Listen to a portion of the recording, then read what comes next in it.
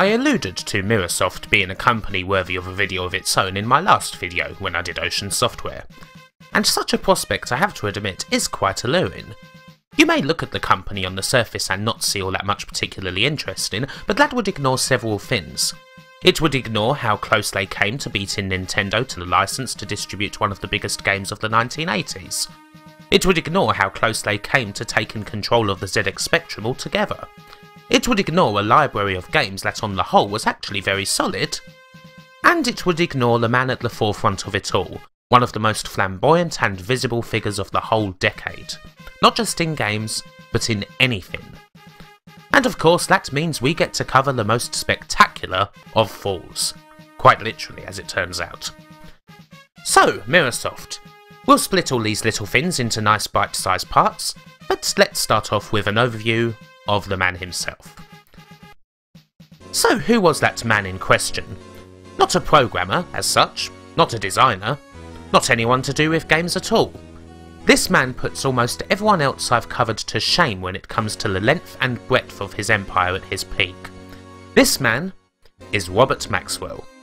Born in the former Czechoslovakia in 1923, Maxwell escaped from the Nazi occupation, actively served in the British Army during World War II, and became a naturalised British citizen shortly after the war. From there he gradually built his publishing dominion while also serving as a Labour MP in the 1960s. One funny quirk of history is that back then Maxwell, a lifelong socialist, was interested in purchasing The Sun and actively tried to purchase the News of the World. An attempt which was blocked and resulted in a scathing editorial about how the News of the World was a British paper, as British as roast beef and Yorkshire pudding.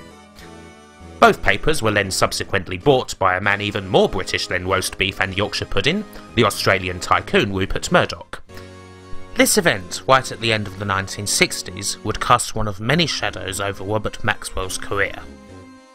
Anywho, this theme continued throughout most of Maxwell's business life.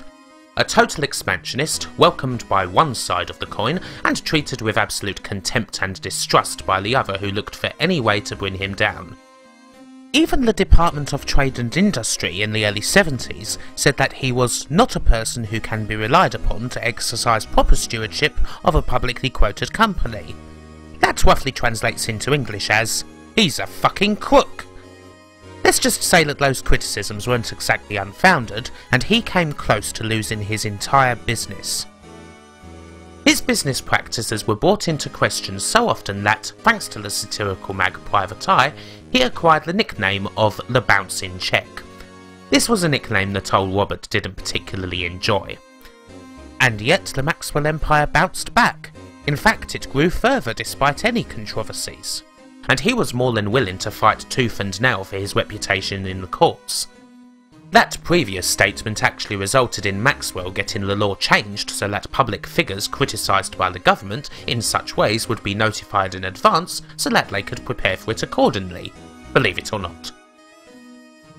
Maxwell was, through the 70s and 80s, also very publicly living the high life. He was the embodiment of the swaggering British tycoon. A love of yachts, a chomper of massive cigars, host of impossibly extravagant functions, a controlling interest in 3 professional football clubs at a time when no one figured that such a thing could ever possibly cause a conflict of interest.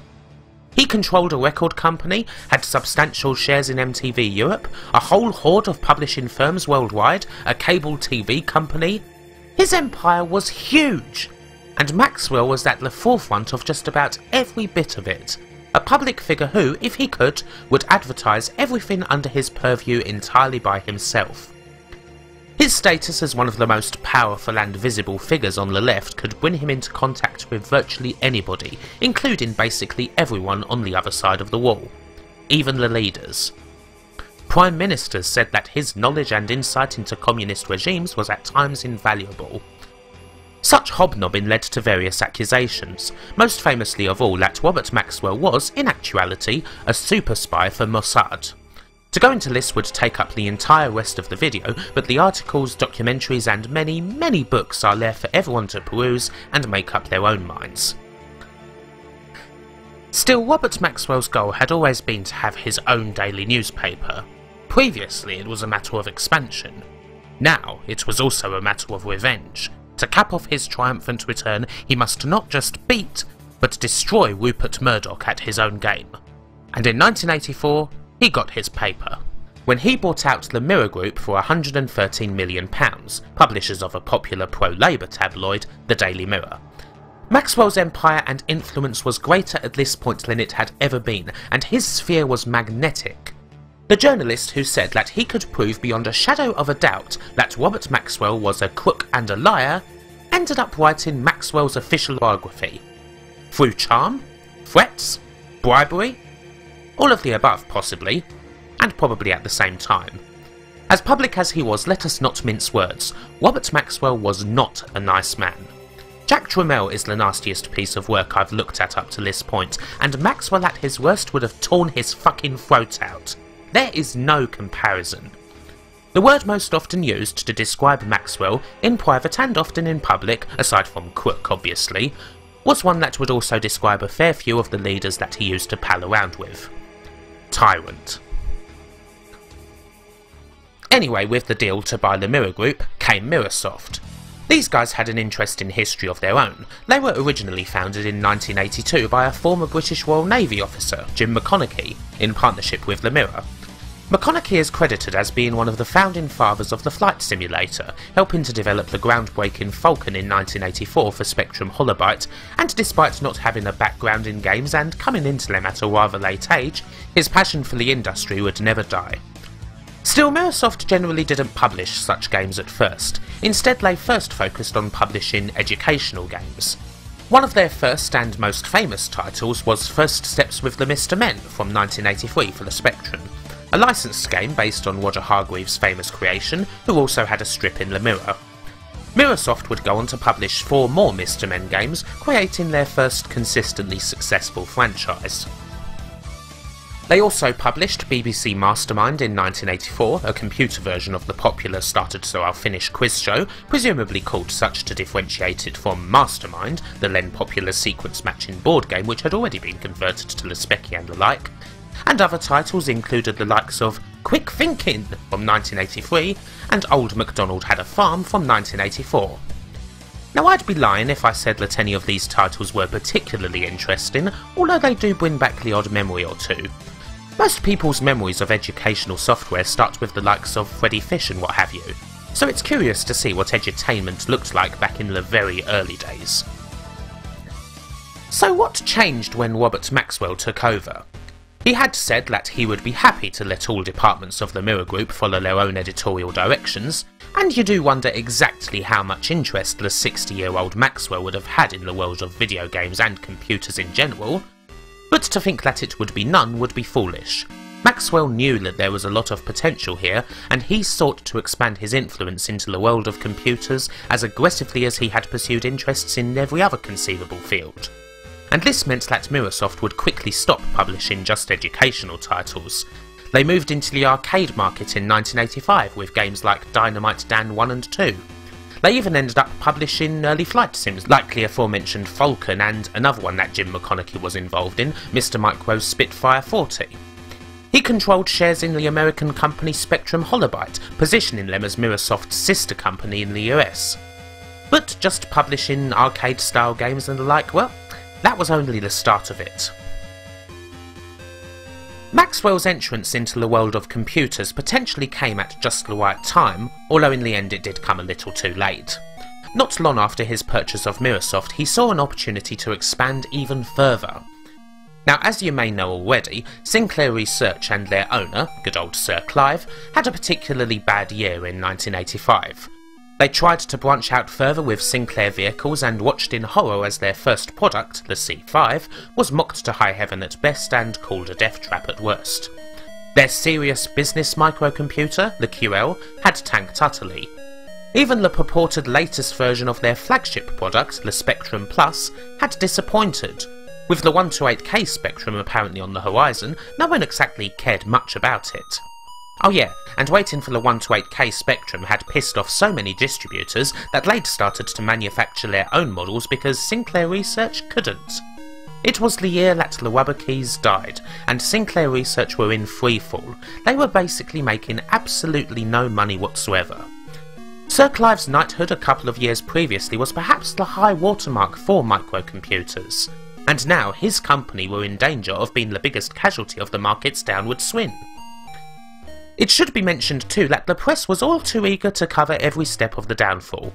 It's not just that Sir Clive Sinclair was knighted so quickly, he was one of Margaret Thatcher's golden boys. After all, even though the Spectrum may have been a computer for the masses that brought all different kinds of people into the computer world, he himself was a devout conservative. He was Thatcher's new captain of British industry, essentially. And all of his failures were recounted painfully, inch by inch. And to be honest, rightly so, because they were truly diabolical. Having a fight with your fellow rival in a pub on Christmas in 1984 didn't help much either. And no, that did actually happen. But it wasn't just him who was struggling, everyone was. Acorn couldn't supply enough computers to meet demand, their flagship BBC Micro had spectacularly failed to break America, and as for Commodore, well, we've been through that one already. Christmas 1983 had been the highest point, the time when a microcomputer was the absolute hot thing to have. But 1984 was when the demand started to drop. By 1985, things were looking bleak, particularly for Sinclair. And then there was a saviour, and no, his name was not Lord Sir Alan Sugar. Robert Maxwell unveiled his ambitious plan to buy Sinclair Research in June of 1985. For an injection of £12 million, his empire would assume control, with Sir Clive reduced to, more honorific duties. It looked very promising, and the deal even made the front pages. Well, of the Mirror anyways, who ran with "Maxwell saves Sinclair" as their top story.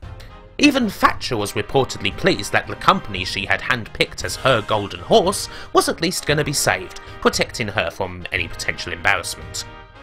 And then, well, it just didn't happen. A couple of months later, Maxwell pulled out of the deal. Maybe Sir Clive balked at it, not wanting to be kicked upstairs into a role where he had no responsibility. Maybe Robert Maxwell looked at it again and thought that Sinclair was not a company that was worth saving.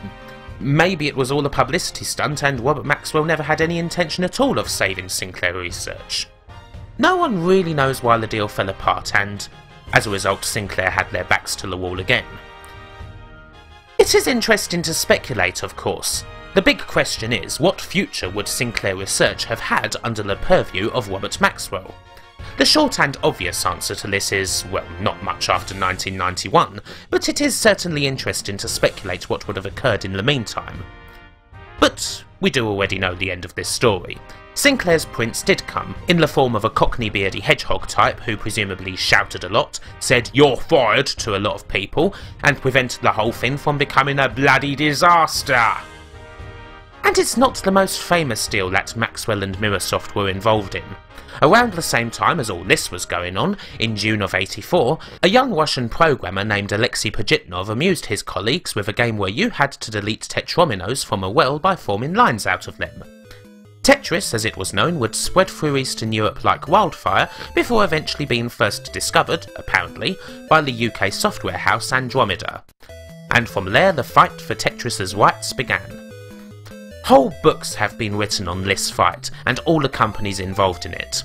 The only thing that's ever really certain about this, one of the first times an Eastern product had hit pay dirt in the West, is that Pajitnov himself didn't see a single cent of Tetris's profit until well after the fall of the wall. Mirrorsoft were one of the most vocal companies when it came to securing the rights to Pajitnov's game, in spite of the overtures of Nintendo, who wanted Tetris as one of the launch titles for their new handheld system, the Game Boy. The whole thing was outrageously shady. Mirrorsoft and Maxwell's claim was that they had the rights to Tetris because the American company Spectrum Holobyte, you know, the sister company of Mirrorsoft that's also under the Maxwell umbrella, had purchased the rights to it from Andromeda. But where did Andromeda get the rights from? Did they even have the right to sell the rights to Tetris? In any case, Mirrorsoft wanted nothing less than exclusivity to Tetris, a piece of every version of the game, and would seemingly do just about anything to secure that. It was even reported that Robert Maxwell himself had stepped in to help broker the deal through his connections. And yes, you may well wonder exactly what that meant. Maybe he sought an audience with Gorbachev himself to try and get the game? Probably not. However, Mirrorsoft were able to sell Tetris for computers using those whites from Andromeda, and naturally did so pretty sharpish all things considered, resulting in the sale of what is probably their most successful game on various computers through 1987 and 1988. Mirrorsoft's version of Tetris is, as you would probably expect, the one that hams up the Soviet mystique the most. It's right there in the box art and right there in the title, which did more than anything to popularise the classic trope that in order to write in Russian, all you do is write the R's the other way around. It's in Russian. You just put the R's the wrong way round. As for the game itself, well, it's Tetris basically. The music is pretty cracking throughout actually, which is nice, but the game does default to having these backgrounds in the world that make it incredibly hard to see what's going on. Fortunately, you can turn these off, and once you do, you get a perfectly acceptable, no-frills game of Tetris. It's easy to see why it was so popular, and Lord knows I've put many hours into Tetris across various versions in my time. They certainly went all out with the presentation, occasionally to the game's fault, but at its core it's the same bloody good game as ever. Obviously it's not going to replace the Game Boy version in anyone's mind, but it was still a stonking success on just about any computer it was released on. So how did it all work out in the end? Well, it's a doozy. The Russian state-owned company LAUNDERING takes over the responsibility of selling the rights to Tetris in '88, and figure out quickly that Andromeda's deal to sell the rights to Mirrorsoft was a complete load of bollocks, forcing them to negotiate a proper deal. Henk Rogers, a Dutch games publisher, brokers a deal with Nintendo to bring Tetris to the Game Boy, but still needs the rights to the game first, and Mirrorsoft want that deal too. A punishing meeting in Moscow ensues between Rogers, Andromeda's Robert Stein, son of Robert, Kevin Maxwell, and various KGB officials in a toe-to-toe fight for the rights. And in the end, Rogers wins the clusterfuck, and Nintendo get the rights to produce Tetris. And you know the part where I said that surely Robert Maxwell didn't try to intervene with Gorbachev personally to get the deal changed? He actually did. This could go on and on, but after that, it might be best to draw the line here. So, with the big stuff out of the way, perhaps we can retreat from documentary mode for a little while and just look at what Mirrorsoft published for a bit. And actually there's a lot of really quite good games here, particularly for the Amiga. Mirrorsoft were quite a strong publishing house with a pretty good hit rate on the whole through their 7 or so quite short years of existence. A lot of these didn't actually come out with Mirrorsoft on the box, with the company preferring to use labels like Imageworks and PSS for most of their games. So let's have a look at them. Tetris and Mr. Men aside, Mirrorsoft released a fair few decent titles on the older microcomputers, the Speccy and what have you. One of their first proper arcadey games, Dynamite Dan, is a platformer in the same vein as the likes of Jet Set Willy and what have you. And honestly, it's one of the absolute best games in this little genre, filled with a ton of personality. Like all of these games, it's stupidly hard, but you'll have fun with it so long as you've got lots of patience. There's a few other things you can find on the Spectrum that are pretty solid. Here's Fernandez Must Die, a top-down shooter that's one of the busier on the system. You can even ride around in jeeps here, giving it a pace you don't often find in this sort of game on the Speccy. I'd rate this higher than I'd rate something like Rambo or Ikari Warriors. It's bloody good actually. You got the odd little weird license. Andy Cap for the C64 seems like one anyway, but then Andy Cap was a cartoon strip in the mirror, so it does make perfect sense. The game itself is an odd side-scrolling adventure where you get into fights with your wife, try to buy fags, and find your gyro because you're a pissed up unemployed northerner. Yay for tabloid stereotypes. Then there's Biggles, a game featuring Captain W.E. Johns' plucky British hero for boys. An odd one that goes from shoot 'em up to run and gun to trying to jump from roof to roof. It fails at all of them, but I remember playing it quite a lot. As a matter of fact, I was trying to find my copy of the game to play last weekend, but for the life of me I just couldn't find it anyway.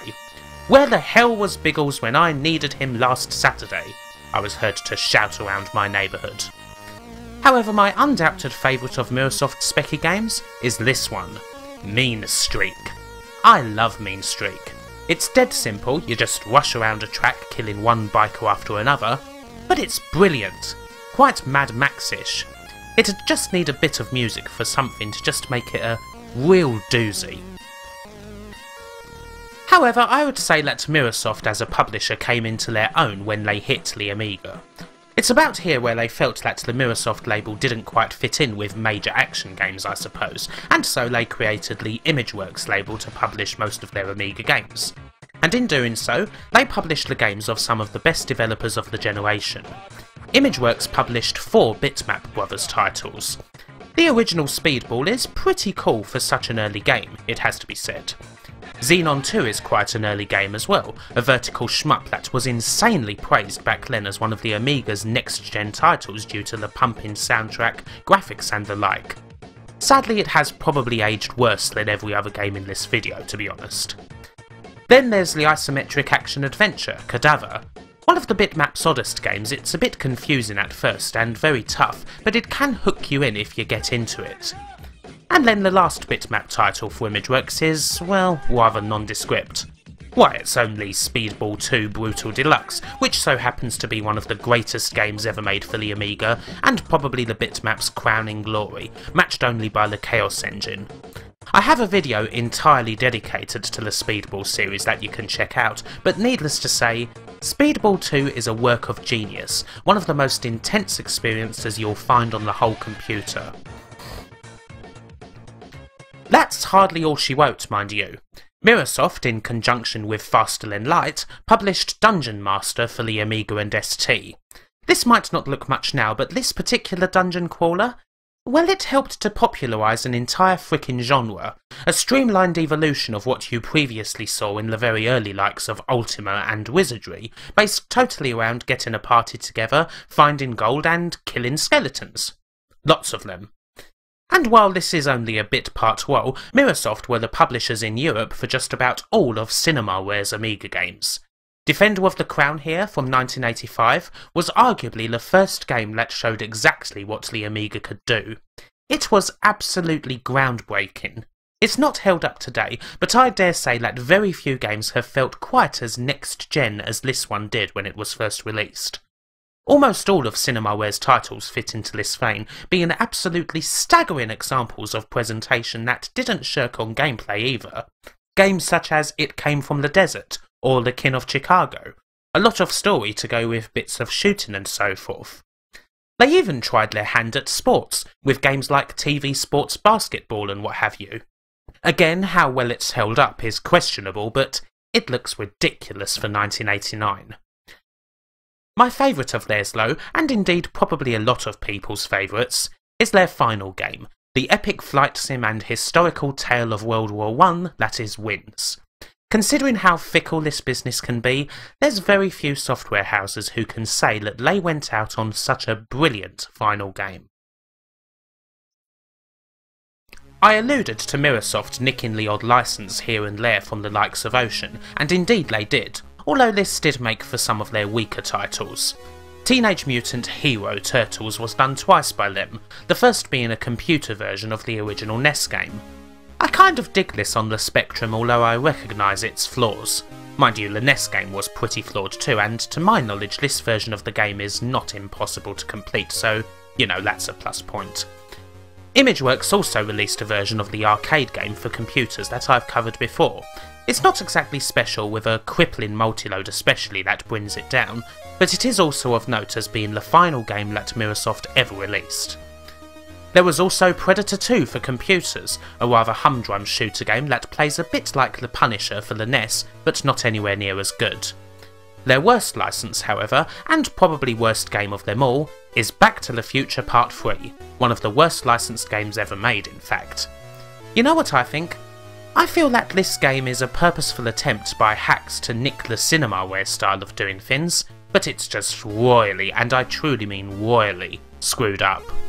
You can play this on the Mega Drive too if you really want to, although that was published by Acclaim on their Arena label. Anything of note that doesn't really fit elsewhere? Mirrorsoft published Maxis's first ever game in Europe, the venerable Sky Chase. It's not remembered much today, but it is an okay little dogfight sim. Then there's Brat, an isometric action puzzler for the Amiga. Not much of a special game at the time, and certainly not now, but it's one of those games that I remember seeing a lot on the gaming TV shows of the time. Similar to Ocean's Sleepwalker a couple of years later, or Heimdall. My defining memory of the game is listening to Dominic Diamond and a crowd of youngsters shout all over it.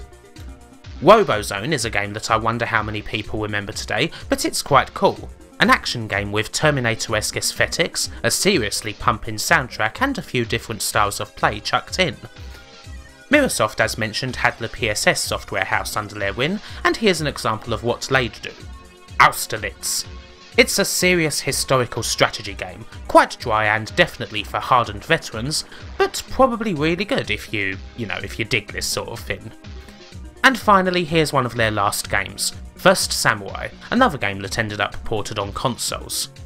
It's a bloody good side-scroller with a wicked sense of humour to boot, one that had lots of potential, and indeed after the fallout of everything, Psygnosis would pick this up and later release the sequel, Second Samurai. Ah, yes, Fallout. It's about time to stop covering games almost entirely, I'm afraid, for this story does have an end. I promised a spectacular one, and I can certainly give that to you. So without any further ado, here we go. As the 90s rolled around, Robert Maxwell's empire was in a bit of a mire.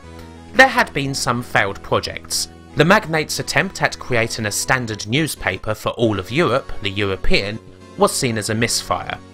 His flagship, the Pergamon Press, was sold off. There were just plain idiotic moves, such as going off to Romania and filming a documentary about Nicolae Ceausescu where the tyrant was asked, with a straight face, how he accounted for his enormous popularity with the Romanian people.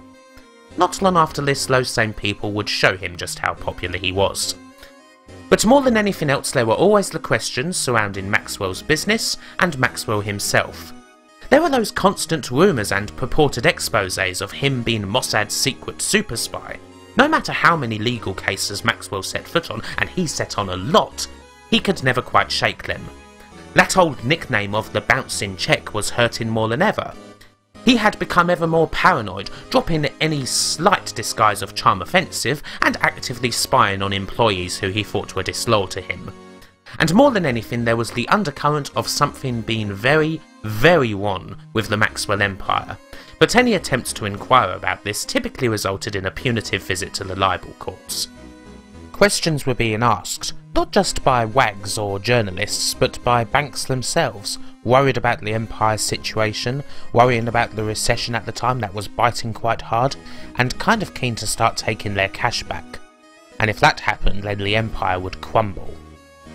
It was in this unsettled mood, in late 1991, that Robert Maxwell took to his yacht, the Lady Ghislaine, for a quick cruise in the Canaries.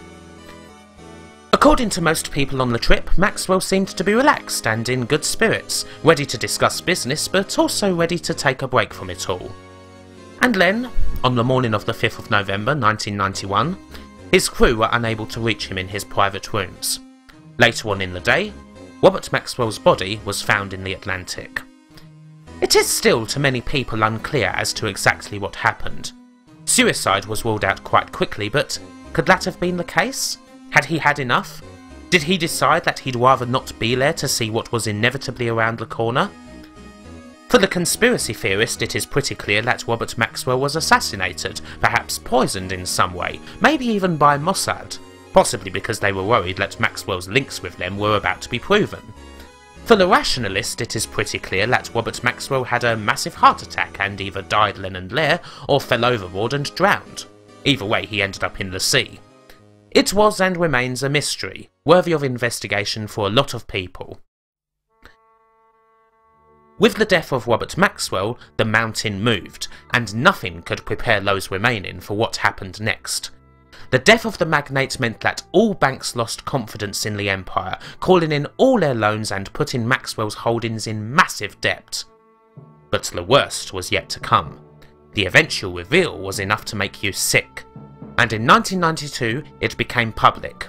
For years, Robert Maxwell had been propping up the empire by taking from his company's own pension funds. In particular, the fund of the Mirror Group that he had bought in 1984. To the tune of hundreds of millions of pounds. The carefully constructed image of Maxwell as this gloriously rich master of the universe, particularly in the last few years, was based on a complete lie. In fact, he was perpetually close to bankruptcy, hundreds of millions of pounds in debt, borrowing time by taking shares for himself from just about anything he saw fit. The largest estimates of the scale of this fraud place it at $1 billion. He had reportedly not seen anything untoward about this, referring often to his fund that he could use how he saw fit. The money was used to save his companies from going bankrupt time after time, again and again and again. This money was eventually partially repaid through investment banks, partially through the government. It had to be publicly funded, and even then, the people affected only received 50% of their pension funds back. It was a shocking development, an embodiment in the 90s of the darkest side of all of the business practices of the 1980s. In death, Maxwell's empire went bust. His son Kevin was declared bankrupt with over £400 million worth of debt to his name, and he himself was charged on the grounds that he must have been implicit with Maxwell's fraud. His acquittal didn't do much to change that view. The name of Robert Maxwell would be forever vilified, and rightly so. Make no mistake, if he had lived when this came out, he would have probably gone to prison for fraud, perhaps for the rest of his life. With Maxwell's death, there was nothing that could have stopped the ugly truth from coming out. But it was, of course, inevitable. This was one of those truly shocking stories, one that just kept on giving, and you'd be hard-pressed to find many falls from grace that were quite as spectacular as this one. So, what of Microsoft? They were, of course, a bit part player in all of this. Jim McConaughey surely could have never conceived that this would be his company's fate, to be swallowed up in a massive tidal wave of scandal, corruption and fraud. Such an experience might well be enough to sour almost anyone on the world of video games forever. A decent if not spectacular company that hadn't ever really done all that much wrong, utterly destroyed by the machinations and thievery of their overlord.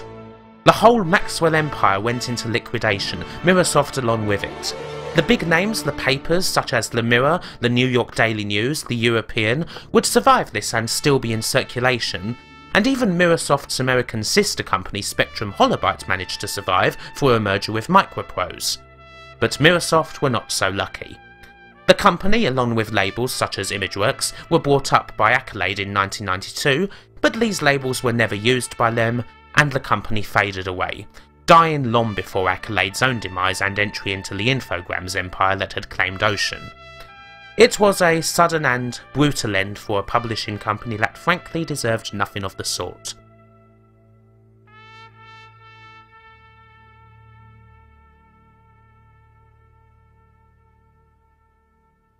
So is there anything good at all to come from this story? Yes, in the end. Jim McConaughey, as I said, never really strayed too far away from video games. He'd found a love there, and a respect, loved by the fans of a genre that was always niche but filled with passion, who saw him as one of the founding fathers of the flight simulator. McConaughey kept his hand in video games, working for years with the Russian company Eagle Dynamics, where he would help create Su-27 Flanker in 1995 and Lock-on Modern Air Combat in 2003. His personal reputation as well was utterly stand-up, active on forums, a regular presence at industry events, willing to talk to anyone, always approachable, and with a heart filled with love for his genre.